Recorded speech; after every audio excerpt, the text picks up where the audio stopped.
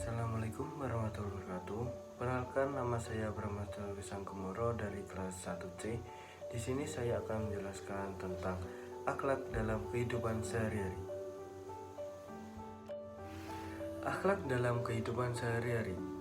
Akhlak merupakan tingkah laku seseorang yang didorong oleh suatu keinginan secara sadar untuk melakukan suatu perbuatan yang baik. Pemahaman akhlak adalah seseorang yang mengerti benar akan kebiasaan, perilaku yang diamalkan dalam pergaulan semata-mata taat kepada Allah dan tunduk kepadanya. Oleh karena itu, seseorang yang sudah memahami akhlak, maka dalam bertingkah laku akan timbul dari hasil perpaduan antara hati nurani, pikiran, perasaan, bawaan, dan kebiasaan, dan yang menyatu membentuk suatu kesatuan tindakan akhlak yang dihayati dalam kenyataan hidup keseharian. Dengan demikian, memahami akhlak adalah masalah fundamental dalam Islam. Namun sebaliknya, tegaknya aktivitas keislaman dalam hidup dan kehidupan seseorang itulah yang dapat menerangkan bahwa orang itu memiliki akhlak.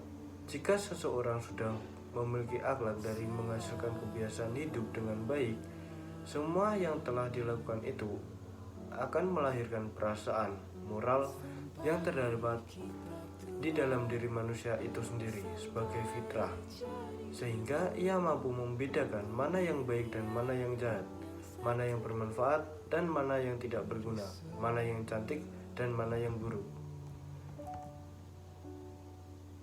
Definisi akhlak, moral, dan etika.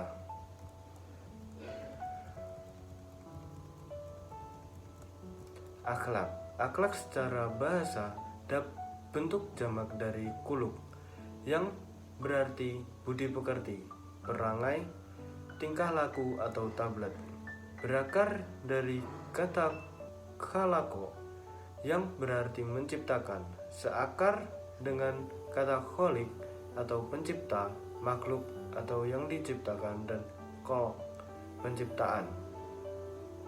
Persamaan kata di atas mengisyaratkan bahwa dalam akhlak tercakup pengertian terciptanya keterpaduan antara kehendak kholik atau Tuhan dengan perilaku makhluk manusia, atau dengan kata lain, kata perilaku seseorang terhadap orang lain dan lingkungannya baru mengandung nilai akhlak yang hakiki, manakala tindakan dan perilaku tersebut didasarkan kepada kehendak kholik atau Tuhan. Dari pengertian etimologis seperti ini, akhlak bukan saja merupakan tentang aturan atau norma perilaku yang mengatur hubungan antara sesama manusia, tetapi juga norma yang mengatur hubungan antar manusia dengan Tuhan dan bahkan dengan segala alam semesta sekalipun. Secara terminologis, ada beberapa definisi tentang akhlak. Yang pertama, Imam Al-Ghazali, akhlak adalah sifat yang tertanam dalam jiwa yang menimbulkan perbuatan-perbuatan dengan gampang dan mudah tanpa memerlukan pemikiran dan pertimbangan. Yang kedua, Ibrahim Anis, akhlak adalah sifat yang tertanam dalam jiwa yang lahirlah macam-macam perbuatan baik atau buruk tanpa membutuhkan pemikiran dan pertimbangan. Kedua definisi yang dikutip di atas sepakat menyatakan bahwa akhlak atau kholik itu adalah sifat yang tertanam dalam jiwa manusia, sehingga dia akan muncul secara spontan bila mana diperlukan tanpa memerlukan pemikiran atau pertimbangan lebih dahulu, serta tidak memerlukan dorongan dari luar.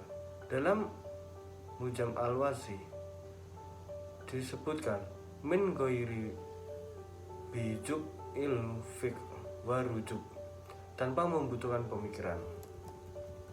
Sumber-sumber akhlak.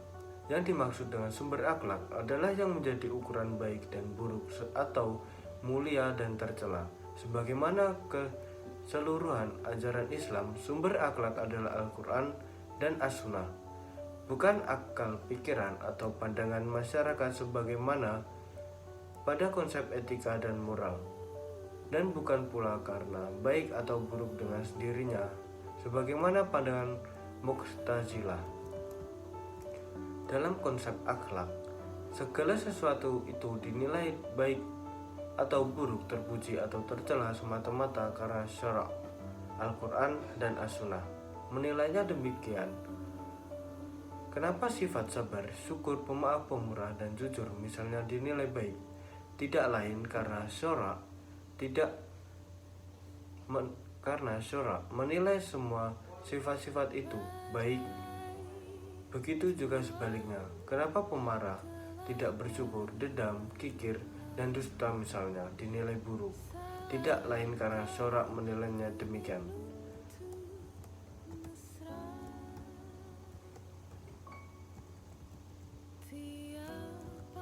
Demikian juga akal pikiran. Ia hanyalah salah satu kekuatan yang dimiliki manusia untuk mencari kebaikan atau keburukan, dan keputusannya bermula dari pengalaman empiris, kemudian diolah menurut kemampuan pengetahuannya.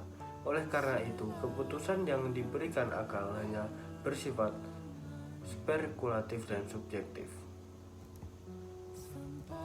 Untuk kesimpulan, akhlak adalah hal terpenting dalam kehidupan manusia karena akhlak mencakup segala pengertian tingkah laku, tabiat, perangai manusia yang baik maupun yang buruk dalam hubungan dengan kolik atau sesama manusia. Akhlak bersumber dari Al-Quran dan As-Sunnah yang manusia dapat meniru melalui ayat-ayat menerangkan akhlak Nabi Muhammad SAW yang sangat mulia. Sekian penjelasan dari saya. Wassalamualaikum warahmatullahi wabarakatuh.